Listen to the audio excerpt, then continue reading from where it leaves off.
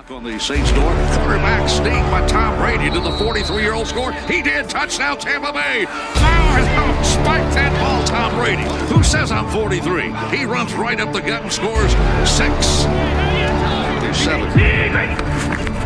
Handoff, run the ball. Fournette slashes away to the 40, to the 35, to the 30, to the 30, 25, to the 20. Fournette to the 10, 5, 3, 2, 1. Touchdown, Tampa Bay. Run the ball, Leonard Fournette. Wow, what a blast up the gut, found daylight, and outran everybody. Fire the cannons, get them going. Bucs win. Bucs win, Bucs win. Fire them cannons. Hello, and welcome to another episode of the Swords Up podcast. Today we're going to be talking about another 27-24 loss. Our second week in a row, we've lost by this scoreline, and this week it was to the Kansas City Chiefs. A really tough game, a game in which we almost came back and won in the second half after a really rough first half. But today I'm going to be talking about the stats from the game as well as why we ended up losing this game. Alright, so nothing really noteworthy to mention on the injury side of things, so let's just get straight into the stats, starting with the Chiefs side of things, and boy, did they really have a field day in this game. Well, it was mainly just Patrick Mahomes and Tyreek Hill, but still, they had quite the offensive performance in this one through the air, as Patrick Mahomes had a career day with 37 completions on 49 attempts for 462 yards and 3 touchdowns, no interceptions. He could have had an interception very easily in this one, but we had 2 interceptions that were called back by penalty. One was a really bad roughing the passer call, in my opinion. It went against Jason Pierre-Paul. And the second one just happened on a free play, so Mahomes knew he could just throw the ball anywhere, and because we lined up offside, he just threw the ball up, and pass was intercepted, and there was no harm to the Chiefs because of it. Even though we had a pretty bad day on defense through the air, our rushing defense remains number 1 in the NFL, as again, teams haven't really been able to run that well on us. Even with the loss of Vita Vea, our rush defense still remains the best in the NFL, with Clyde Edwards-Helaire only having 11 carries for 37 yards. Patrick Mahomes was the second leading rusher, 4 carries for 28 yards, and then Le'Veon Bell had 5 carries for 22 yards. Through the air, Tyreek Hill obviously had his best statistical performance of his career. This is ridiculous. 13 catches, 269 yards, and 3 touchdowns. 203 of those receiving yards and 2 of those touchdowns came just in the first quarter alone. And we'll talk why that happened in a little bit. But the second leading receiver was Travis Kelce, who had 8 catches for 82 yards. And then Sammy Watkins with 4 catches for 38 yards. Demarcus Robinson, 5 for 36. McCole Hardman, 3 for 23. Le'Veon Bell, 2 for 10 yards. And Deion Yelder and Clyde Edwards-Helaire each having 1 catch for 2 yards. Defensively coming up with interceptions in this one were Tyrann Mathieu and Bashaud Breeland. Bashaud Breeland having 2 passes defended and Tyrann Mathieu having 1. Leading tackler in this one was Daniel Sorensen with 7 total tackles, but Rashad Fenton had the most solo tackles with 5, 6 total tackles altogether. And then recording the only sack was actually a half sack shared by Alex Okafor and Michael Dana, with Anthony Hitchens recording the only tackle for a loss that wasn't on a sack. On kicking, Harrison Butker continued his really impressive season, 2 for 2 on field goals and 3 for 3 on extra points. He once again did not miss a kick. Now let's turn it over to the Buccaneer side of things, and Tom Brady really had a mixed bag again in this game. I kind of mentioned this during the Rams game, where he has been making throws all season long that have just been super impressive, fitting balls into really tight areas, but then again, he's also been giving the ball away at a record pace for him. And in this game, he had 27 completions on 41 attempts for 345 yards, 3 touchdowns, and 2 interceptions. Those both came in the second half and on drives which we were about to be in field goal range, and so we were in plus territory, and those interceptions really came at an opportune time and were one of the reasons why our comeback came up a little bit short in this one. On the ground, Ronald Jones only had 9 carries, but he had a really impressive 7.3 yards per carry, putting out 66 yards on those 9 carries, with Leonard Fournette having 3 carries for 10 yards. Leading receiver in this one was Rob Gronkowski, 6 catches for 106 yards. Chris Godwin was second, 8 catches for 97 yards. Mike Evans had 3 catches for 50 yards and 2 touchdowns. Was pretty quiet in this game, but as he has all year, there's been some games where he hasn't really had that many receptions, but he's come up with some pretty clutch touchdown catches, and that was the same in this game. Ronald Jones also had a really nice receiving touchdown, and that was his only catch of the game. That went for 37 yards. Cameron Brate had 4 catches for 34 yards, and then rounding it out was Antonio Brown with 2 catches for 11 yards, and Leonard Fournette 3 catches for 10 yards. Defensively, the leading tackler, no surprise, was Devin White with 12 total tackles. He's now second in the NFL in total tackles with 109 on the season, just one behind the Texans' Zach Cunningham for the NFL lead. Levante David was second, of course, with 8 total tackles, followed by Antoine Winfield with 7 total tackles, and then Carlton Davis, Sean Murphy-Bunting, and Ndamukong Suh, 5 total tackles.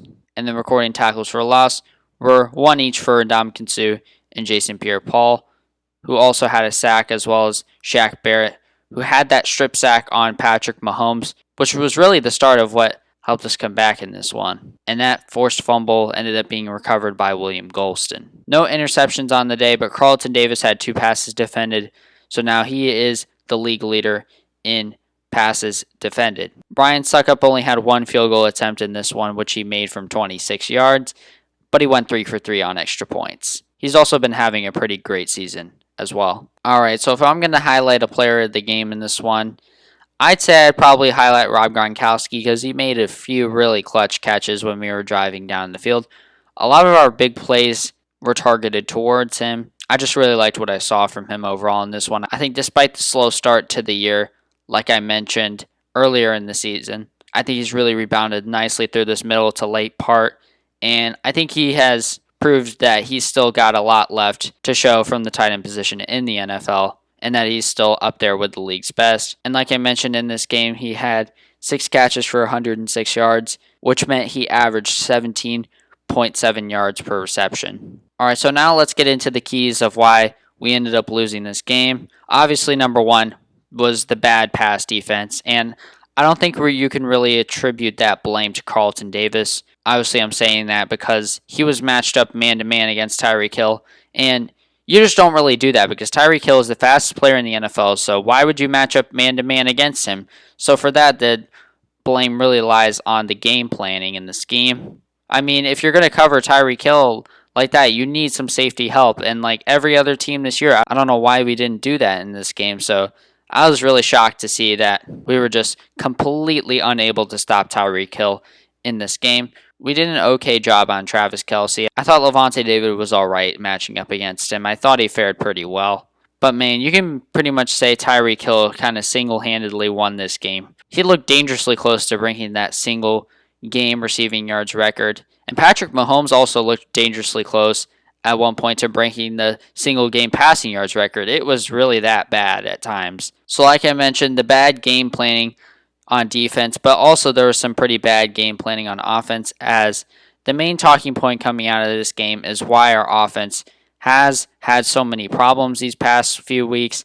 Is it Brady's fault, or is it the game planning with Coach Arians and Byron Leftwich? From what I've seen in this game, I thought when we were running the ball well, getting the ball out quickly on short passes, and then using play action for our deep passes, I thought that was when we were most effective in this game. But then we were going back away from the 3 wide receivers and 1 tight end, or the 2 wide receivers and 2 tight end sets, and we were going to like 4 verticals. That was when we were having our problems, and Tom Brady just can't really play the game that way because that's just not the quarterback he is. A major point that I noticed in the broadcast of this game was that Tony Romo was saying, why don't you just try something more creative than, sending Mike Evans just on a deep go route? And that was what I was thinking too. One of the interceptions in this game was because we were just sending Scotty Miller on a deep go route, and obviously that failed miserably. And then we also had some incomplete passes and balls that were just completely off the mark when we were doing that with Mike Evans. So I just feel like that needs to be cut completely out of the game plan. And Ronald Jones has been having a really great season, so we need to focus on running the ball more. And I think Bruce Arians pointed that out, as he said Ronald Jones needs to get 20 touches or so in every game. And he said this in a press conference a couple of days ago from when I'm recording this. And then we played well in the second half, coming off that horrible first quarter we had. We managed to keep it a 2-score game at the half and then find our way back to make it a 3-point game in the fourth quarter. And if we would have stopped the Chiefs, we would have had a chance to win. But obviously, that's not our defense's fault that we couldn't stop them. We were already in a large enough hole to where our offense had to claw their way out after we threw the 2 interceptions. So yeah, that early deficit that we had after that first quarter, and then the killer interceptions we had by Tom Brady. The first one you could say was definitely his fault, and if not that, it was just a pretty bad play call. And then the second one was just pretty unlucky. It just happened to deflect off of the helmet of Daniel Sorensen. It popped up in the air, and it was easily intercepted by Tyrann Mathieu. If we didn't have such a horrible defensive start as we did in the first quarter, and we maybe cut down on one of those interceptions, we could have definitely had a chance to win this game. But overall, I think I'm not really surprised with this result. I kind of saw this coming, as just the Chiefs, I think, are just the better team overall. All right, so where does this put us in the playoff picture now? So the Buccaneers after this week dropped to the number 6 seed. And in the NFC side of things, it was actually really huge that the Rams ended up losing to the 49ers this week, because that drops them down to the 5 seed. So the Seahawks now are the 2 seed and lead the NFC West. And as it stands, the Buccaneers would be playing the Packers, who are sitting at the number 3 seed and leading the NFC North. And obviously, we beat the Packers 38-10 back in week 6. So you could definitely say that we match up really well against the Packers with the performance that we put on back when we played them. But what I'm really looking for us to shoot for is getting the number 5 seed, since I think we're pretty much out of reach for winning the NFC South. I think the Saints have all but wrapped it up at this point, unless they suffer a massive collapse. But we've got some pretty favorable games, like I have been mentioning. After this bye week, we have the Vikings, and then the Falcons, then the Lions on a Saturday, and the Falcons again.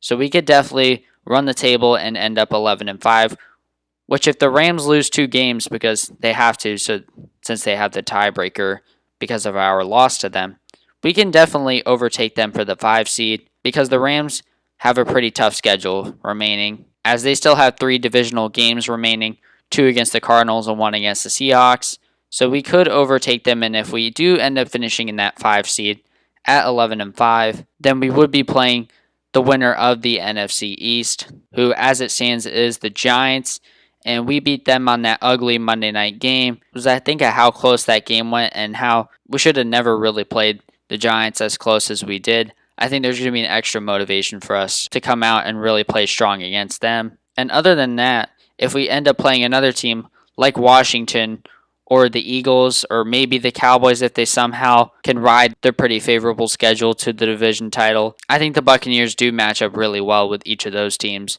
So because I don't think we can win the division, we're really going to have to shoot for that number 5 seed. And if we get to the number 5 seed, that's really going to make our road in the playoffs a lot easier. But that's pretty much going to be it for this week's video. Let me know what you think about it in the comments below. The bye week is coming up this week, so no regular content as far as previews and predictions go, and then game analysis. But I probably will be updating some things on the channel, and then possibly a stream will be coming soon for the bye week, so stay tuned for that. But thank you for watching, and go Bucs.